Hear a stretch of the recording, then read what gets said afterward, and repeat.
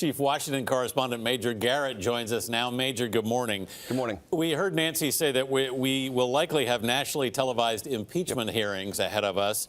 With this impeachment resolution, what actually changes? Now the country knows when it's going to see some of the depositions taken as transcripts that they can read and evaluate themselves. Republicans keep saying they're not going to be the indictment Democrats have been describing for weeks now. The public will get to make its own determination. And as Nancy said, there'll be hearings. But we should pause for a second to just reflect on the gravity of the House vote yesterday. Everything that looks divided bitterly in a partisan way appears small. The Constitution is not. It doesn't get shrunk by a hard part. A historic moment in the U.S. Congress. The yeas are 232. The nays are 196. That also showed the deep party divides over President Trump. Republicans all voted against the measure. All but 2 House Democrats voted for it. The move formalizes weeks of closed-door investigations into allegations Trump pressed Ukraine to investigate political rival Joe Biden and his son, and ordered hundreds of millions of dollars in aid to that country frozen as a way to pressure that country's leader. The move to make Trump the 4th president to face an impeachment inquiry was not taken lightly, said Speaker Pelosi. So what is at stake is our democracy. What are we fighting for?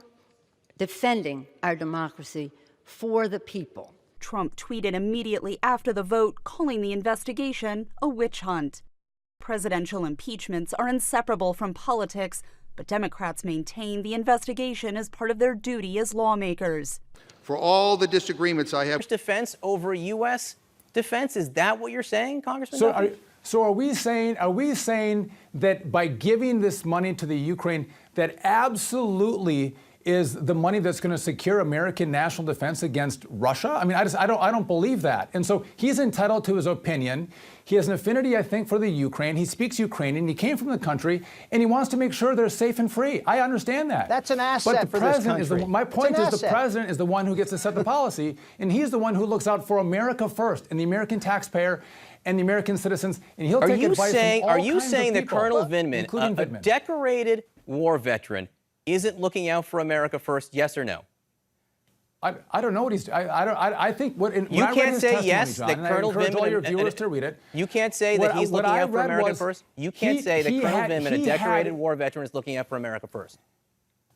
He had tied the Ukrainian military money from U.S. taxpayers together for American national defense. And I think that can be debatable, and that policy can differ based on what kind of money the Europeans give, the kind of corruption that's involved in the Ukraine. I think that's all relevant consideration. And so I think there's a broader. Congress has formally approved the first ever impeachment investigation of a president running for re-election. House lawmakers voted yesterday, pretty much along party lines, to proceed to a new phase. The most serious allegation says President Trump withheld military aid to pressure Ukraine's president to investigate Democrats. The White House calls the entire process a blatantly partisan attempt to destroy the president. Nancy Cordes is on Capitol Hill with more on this story. So, Nancy, what does the next step look like? Well, this vote, Gail, paves the way for the first nationally televised impeachment hearings in 21 years. They could get underway in mid-November, but the schedule is still fluid. Now, Republicans had demanded this vote, but they all voted no, saying that they and the president don't get enough rights. Are we done? Is the president impeached? No, but thank you for asking. House Speaker Nancy Pelosi stopped by The Late Show with Stephen Colbert on the heels of an historic House vote. What happened today was it was a continuation of our inquiry that we have, but to set forth the rules of procedure for how we go forward now. When do public hearings start? They'll be soon.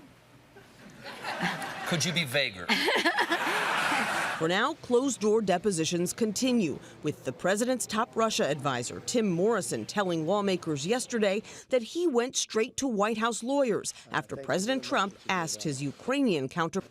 A historic vote on Capitol Hill, a bitterly divided House of Representatives voting to formally move the impeachment inquiry forward.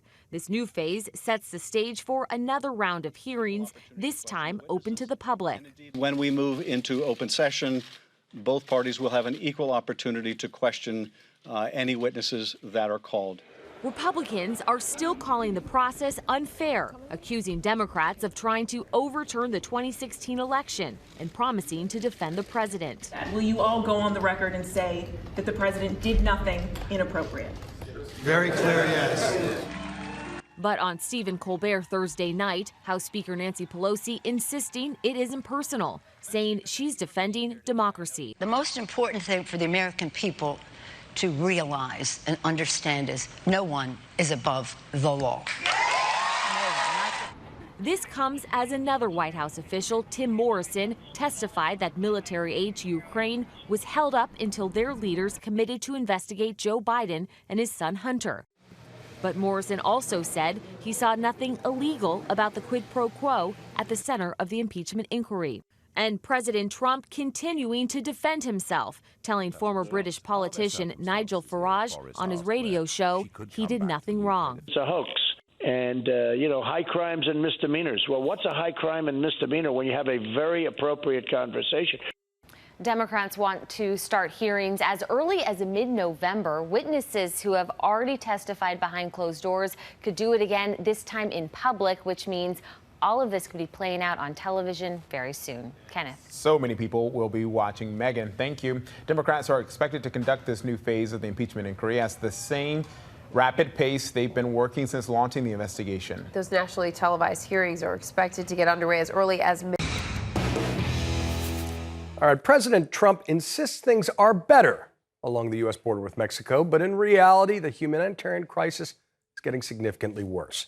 A short walk from the border into Mexico and scores of asylum-seeking migrants living in quickly deteriorating conditions while they wait for their U.S. immigration cases. CNN's Nick Valencia got a first-hand look at conditions in one makeshift tent camp. In this migrant camp in Matamoros, Mexico, the suffering is everywhere. Angela, the mother of this sick 2-year-old, says that 2 months ago, they crossed into the United States seeking asylum. After 3 days in U.S. custody, they were put on a bus and driven into Mexico. It's part of the Trump administration's migrant protection protocols, a policy which now requires migrants like her to remain in Mexico for their asylum cases to be called on if they cross illegally or